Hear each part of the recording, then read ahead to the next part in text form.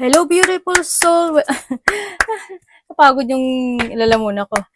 Welcome back to my channel. This is May Kami from Japan, Kabayan Virgo. This reading is for you. Tingnan natin ang iyong April 19 to 25, 2026. Maraming salamat muna sa mga subscriber, new subscriber, cross-watcher, at sa mga bagong pasok dyan. Welcome na welcome kayo sa bahay ni Ate Aimee. Salamat din sa nakataba ng puso ninyong mga comments at sa mga nagpa-personal reading. Marami pong salamat.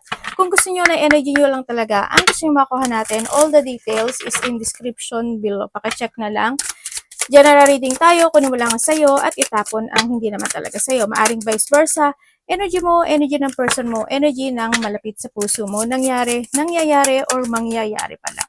Use your own intuition, lawakan nyo inyong isipan, ano man ang gender mo, ano man ang edad mo, wala sa baraha ang kapalaran ng tao, kayo pa rin ang makapagpapabago nito. Gawin yung guide, anak, huwag mong panggatin.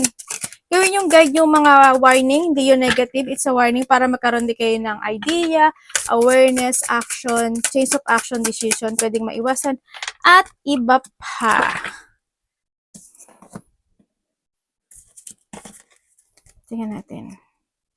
Meron kang 9, puro ano, 22, 27, 29, and 30. Capricorn, Libra, and Leo. Yan. Okay. There's a joy or happiness ako na nakikita sa'yo. Pwede may mga mararamdaman ka na joy and happiness or may mga situation of na ikasisiya mo talaga, no? Pwede nahan doon sa point na yon. May mga kasiyahan kasi ako nakikita. May papuri or pasasalamat, ikaw ito sa kanya or siya ito sa'yo. Vice versa. Yun ang nakikita ko. And then also magkakaroon ka ng questioning, quarrel sa isang babae. Pwede makipag-communicate ito sa'yo or sa isang babae. Sa iba dito, babae. So, hindi ko alam kung ano edad, pero sa iba dito, pwedeng mas matanda to sa'yo or ikaw yung mas matanda or sa isang matanda. Pwedeng magulang mo, tita mo, ganyan. Or nakatatanda sa yung kapatid, pwedeng nato sa point na yon. Na magkakaroon ka ng communication sa kanya. Or may sasabihin siyang news, something, pwedeng nandun sa point, or ikaw ang bibigyan ng news. May mga news kasi ako nakikita. And then also, sa iba naman sa inyo, is pagkakaroon na kayo ng mga multiple choices in life. Parang may gusto kang desisyonan or may desisyonan ka this time. So, nakikita ko sa'yo dito. And then, may pag-aalinlangan eh. Siguro may mga time na magkakaroon ka ng pag-aalinlangan sa buhay.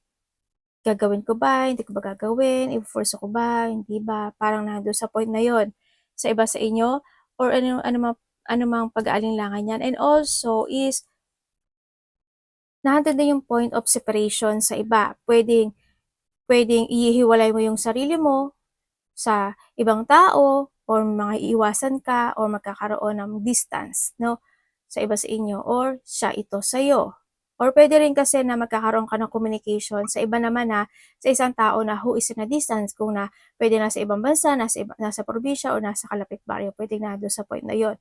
May mga documents ako nakikita, hindi ko alam kung ano yung documents mo.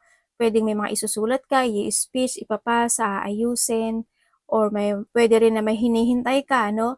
Kung ano man yan, o may mga dapat asikasuhin sa iba sa inyo. You will receive something, you will receive a gift, tulong, pagmamahal, or ikaw ang magbibigay nito sa isang tao, pwedeng nahandoon sa point na yon. Nakikita ko naman sa iyo, you are very matured dito, no, Virgo, para may mga sitwasyon na parang magiging very understanding ka or iintindihin mo na lang, ganun. Parang nandun yung point na kasi you want more of peace sa nakikita ko sa'yo dito. Kaya pwede rin kasi na you want peace, kaya pwede rin na ihihiwalay mo yung sarili mo or mag-isolate ka or lalayo ka sa mga tao, sa taong hindi mo gusto. Pwedeng nandun sa point ganun. Kasi you want peace of yourself. Pwedeng ganun, ano, sa iba sa inyo. And then, meron akong nakikita na retirement eh. Hindi ko alam kung may trabaho ka ba, wala ka bang trabaho, or pwede rin na someone is connected sa'yo na mas matanda sa'yo, diba, na wala na siyang trabaho. Pwedeng mga magulang, ganyan. Pero may retirement kasi ako nakikita.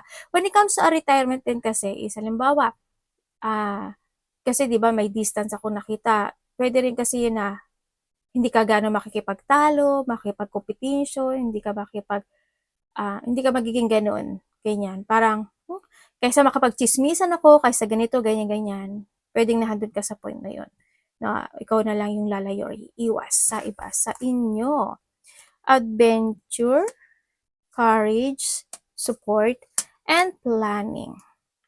When it comes sa pagdating ito sa love, kung this is a love, no, na connection kayo na wala naman third party, andun yung support and courage ng inyong sitwasyon. Marami kayong plano actually, no, may mga magkakaroon kayo ng mga pagpaplano sa buhay o may mga plano talaga kayo na magaganap. May mga adventures, travel, malayo, malapit, or nagiging more excitement or more adventurous yung relationship. Pwedeng doon sa point na yun, ano, andun yung pagtutulungan kasi pagdating sa relationship na walang third party. Kung may mga third party ito sa nakikita ko dito is andun yung point na masyado kasing mabait yung karelasyon mo or maybe this is you ha, yun. Kasi matulungin siya, yun. Yun yung nagiging yun kasi maaaring yun yung nagiging misunderstanding pagdating sa ibang tao na connection. Siguro nami-misunderstanding niya na, ay ako si ano, may gusto sa akin and then puwedeng nandun sa point na, nagkakaroon ng pagsubok or nakakaroon ng panubok situation kaya kaya tumatabla o naggo-go yung isa, 'no? Kaya dun sa mga third party, alam niyo naman siguro na kung ano yung gagawin niyo diyan, 'no, sa iba sa inyo. Kung kayo is nagkahiwalay nitong tao na 'to, ang nakikita ko kasi dito, nagkakaroon siya ng pagpaplano. Kumbaga humingi siya ng support sa mga kakilala niya or kaibigan niya na they want to try, ang nakikita ko dito, 'no. Marami rin kasi puwedeng nagpa-plan siya about bumalik or may mga trying siya na gustong gawin this time, parang nandun sa point na yun. Yun ang nakikita ko. Pero sa mga nagkahiwalay kasi dito parang nandun sa point na sabi niya parang hindi ko naibigay sa'yo yung dapat na ibigay sa'yo. Parang nandun siya sa point na yun. Hindi ko naibigay yung ibinigay mo sa akin, hindi ko nasuklian ng tama. Yun ang nakikita ko sa kanya.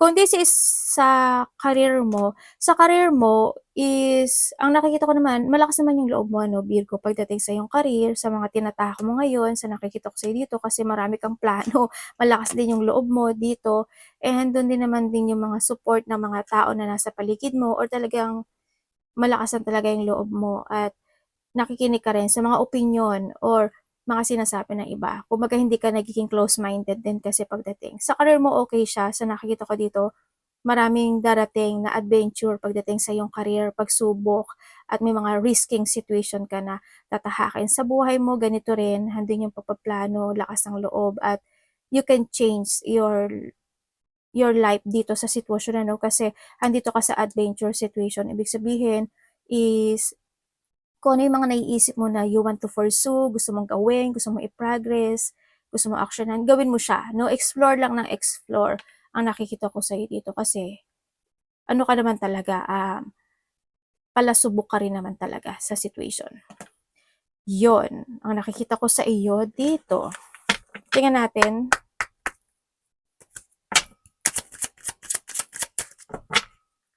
So iba dito baka may mga ano kayo, mga travel, ganyan. Energy ni. May hihingi sa'yo ng suporta, no? Or may susuportahan kang tao. Energy ni Virgo. Anay-chan. Energy po ni Virgo. Kanay Rupsol.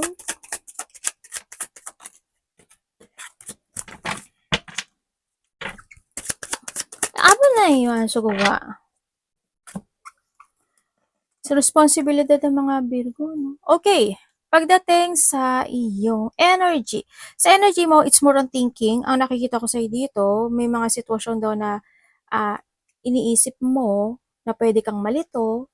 Parang nandun yung point din na na gagawin ko ba, hindi ko ba gagawin, a-action ko ba, hindi ko ba a-aksiyunan, parang nandun sa point na yun. It's more on thinking. May mga ano kasi, pag-iisip or handun yung point of may mga difficult decision in life or magkakaroon ka ng mga choices na gusto mong gawin in life. Sa iba sa inyo, yung energy mo rin, andun naman yung satisfaction, eat what you have, spiritually or emotionally, yun ang nakikita ko dito. Masaya yung energy na nakikita ko sa'yo dito kasi nandun din yung point na may mga dreams ka rin naman na nakakamit or may mga positivity na magaganap or nagaganap sa'yo this time sa nakikita ko sa'yo. Pwede rin na may tao na makikipag-usap sa'yo na may hihilingin sa sa'yo, puwedeng nandoon sa point na yon or nandun din yung point na may mga bagay ka na gusto mong desisyonan, aksyonan or pursue na napag-iisipan mo talaga. Yun ang nakikita ko sa'yo dito. May mga bagay ka na gusto mong masterin, eh. May mga bagay ka na gusto mong i-develop sa iba. May mga bagay ka na gusto mong alamin, isaayos or, puwede rin siya na ano siyasatin, puwedeng na ano kumpunihin, parang nandun sa point na yun. Okay, tingnan natin ang iyong parating. Ang gumamne. Eh, kasi nandiyan ka naman sa ilalim ng braso ni mami. Parating kay Virgo.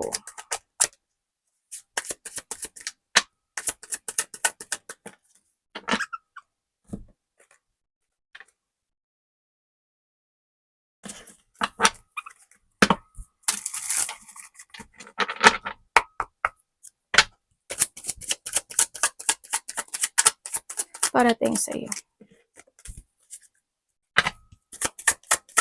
Ang dami mo namang ini-airship. Dalawang babae, oh. Actually, ang daming babae. Kasi si Papay, si Olive, tsaka si Papay, syempre, ang daming babae. Ano ba yan? O, babae, babae, babae, tapos babae. O, di ba, nalito si ate. Si ate talaga, oh. Kasi, ang dami-dami kasing card, eh. Ito pa ginamit talaga ni ate, di ba? Okay, ang parating sa iyo. Within the 1 month, 1 day, 1 week, 1 month. Ako nakikita sa'yo, there's a good news happening into your life. Pwedeng ngayon is April, pwedeng May, pwedeng ganyan, pwede next month, or basta days, weeks, months man yan. There's a good news happen, or may happiness, o makaramdam ka ng happiness, fulfillment, or there's an achievement situation sa buhay mo. Ang nakikita ko rin sa'yo is may isang malaki, importante, o, o ano ba to? Na sitwasyon na mangyayari na pwedeng ito is ikasiya mo. Hindi ko alam ano eh. Hindi ko alam kung ano yun. Pero magiging masaya ka raw. I don't know why. Parating din sa iyo is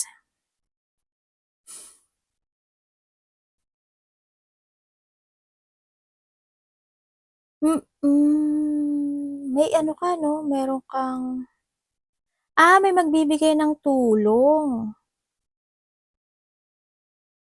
Vice versa tayo, either ikaw ang bibigyan ng advice, ng tulong o support, or siya ito sa'yo. Magkakaroon.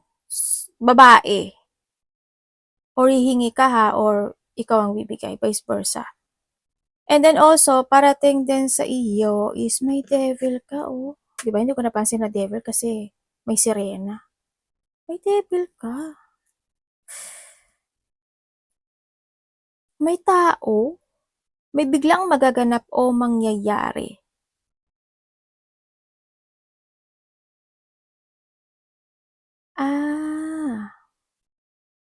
May tao dito na humihiling sa'yo.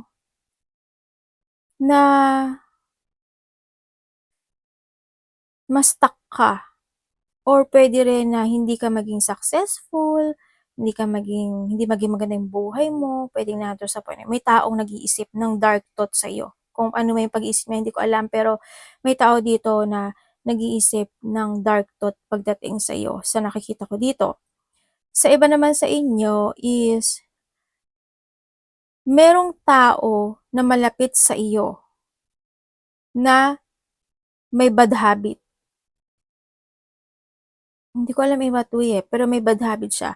Pwedeng sa iba is masakit itong magsalita. Pwedeng controller, pwedeng manipulative. Pwedeng sa iba is meron siyang mga bad habits sa kanyang mga iniinom, kinakain, or meron siyang mga, kung ano may mga bad habit niya sa buhay niya, no? Yan. Kung ano man yan. Maaaring may mga ginagawa siya na hindi maganda, no? Parating din sa iyo is 3 days, 3 weeks, 3 months, nangyari na or mangyayari pa lang, may blessing ka eh. May blessing na magaganap. May magtatapos din sa'yo. Alam mo ba, hindi ko alam kung bakit medyo magulo kasi yung isip mo, no? Pwedeng ang dami mong iniisip, ang dami gumugulo sa isip mo, or pwede rin sa iba dito is may mga sitwasyon daw na magtitiis, magtitimpi ka daw. O kaya naman sa iba is nandun yung may mga struggle or mga disagreement, may mga conflict, may mga pag-uusapan sa iba sa inyo na related to a territorial, o kaya pwede kasi, tandaan nyo palagi, when it comes sa territorial, hindi lang siya sa mga bahay, lupa, pwede rin yan sa mga kasamaan sa trabaho, di ba? Yung mga feeling nila, na porket matagal na sila, feeling nila, sila na yung may-ari ng kumpanya. Mga ganun. Pwede nandun sa point, o kaya yung, porket nagdadaan lang, feeling niya, territorial na niya yung kalsada, yung mga ganun. Maraming klase yung ibig sabihin na, yung nakita, ipasok nyo na lang, yun ang nakikita ko sa iba, sa inyo.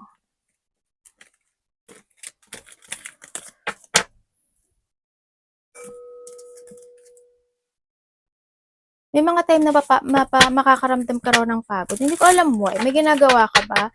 Diba dito kasi parang you're doing your best, pero may mga time doon na, mapapagod ka. May pagod.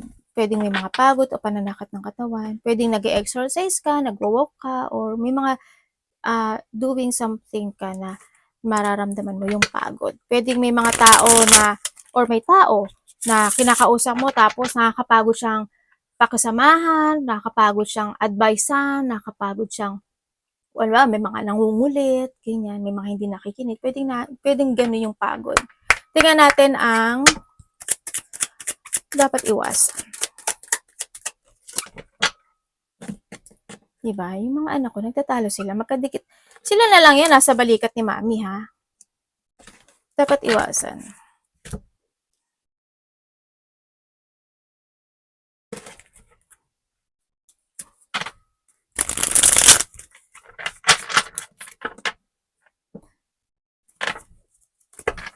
Dapat iwasan ni Virgo.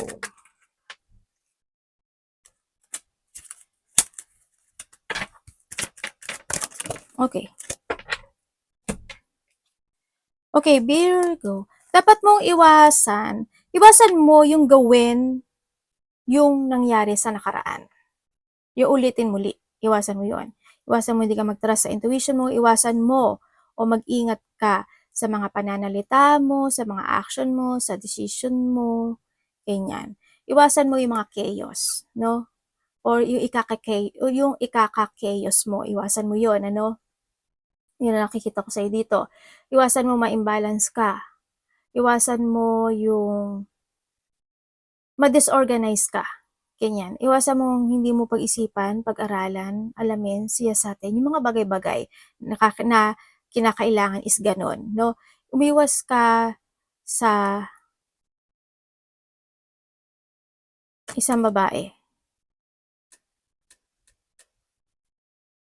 Hindi ko alam bakit. Pwedeng isa hanggang 2 tao ang makakausap mo na hindi kayo magiging good term. Pwedeng nandun sa point na yon. Or pwedeng isa ka dito na medyo hindi maganda yung pag-iisip or hindi maganda yung pag-ugali. Kung sino man ito, ikaw or someone is connected sa'yo, no? And then also is, iwasan mo yung hindi mo alagaan at pahalagaan yung sarili mo. Alam ko naman tinetake care mo naman yung sarili mo, no?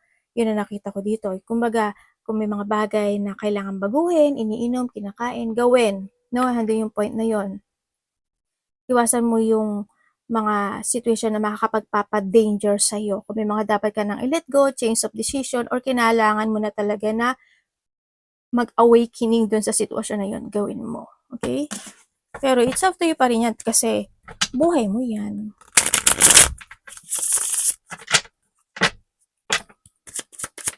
Money. Money ni Virgo po.